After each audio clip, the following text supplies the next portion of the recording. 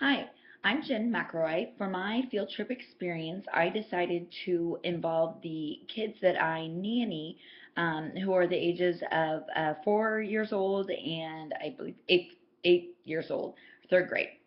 Anyway, they were really excited to help me with this project. In fact, I was at their house during when I was thinking of what I was going to do and kind of talking out loud and getting their ideas, and they would not let me try to do my field trip experience without them.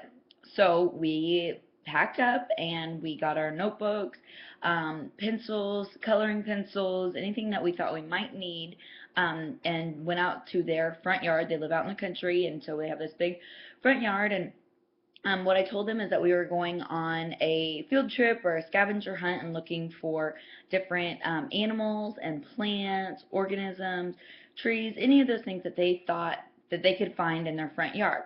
So I mainly told them we were first, going to make a category of plants and animals, which one of the other peers in this class had done like graphic organizer, and I really liked that idea, and it seemed to work best with the kids that I was working with.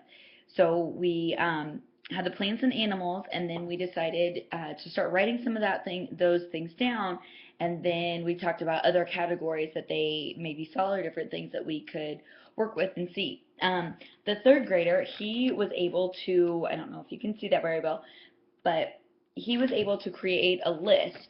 He did a list in categories of animals, rocks, plants, trees, and water sources.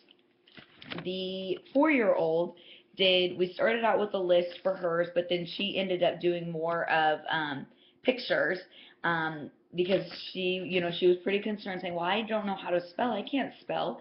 And I said, well, what about if we did pictures? Because she really still wanted to be involved, and she was so excited. She's like, okay, I'm a great drawer, I can do it.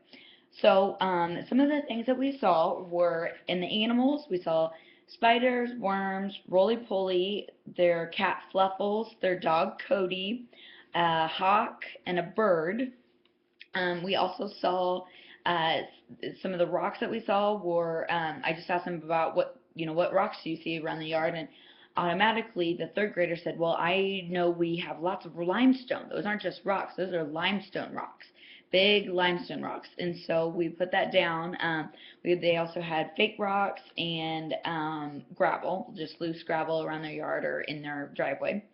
For plants, they did moss, rose bushes, dandelions. They also said that they had some weeds. The 4-year-old, excuse me, said, "Well, those aren't weeds. Those are beautiful flowers." And we said, well, they're dandelions and they're still considered a weed, but we kind of had to pick our battles with that one and just let her think, for the time being, even though we tried to explain it. And so anyway, dandelions were on the list of plants. For trees, they had lots of different trees, cottonwood trees, oak trees. The third grader again shot up and said, well, I know that we have a hedge apple tree. It drops lots of hedge apples. They're green, and then when they start to rot and smell of that, they turn brown. And of course, the 4-year-old chimed in, yeah, those are gross. Um, so that was really fun. And then the last part of the category that they decided to do, the third grader said, well, what about the water sources that we have in our yard? And that I was really taken back by that. And I said, well, yeah, let's talk about those. And he said, well, there's a puddle right there, and the pond has gotten bigger. And then there's our hose over there that we use to water our flowers. And he said, but then if we think about the puddle and we think about the hose, they're more of a natural resource and a man-made resource. So I was just blown away that a third grader knew this, and he was so observant to this. Um, so again, he listed all of his out. Sorry. And the 4-year-old decided to draw pictures. We had started to do the categories, and then she wasn't. She was having a hard time with that, so we just did pictures for her. And she did animals, the sun, a roly-poly, an ant, her dog, a bird, a hawk. She did do some rocks, and then did a hedge apple tree the best that she could. But I just can't stress enough how much they enjoyed this activity and how much I really enjoyed it with them as well.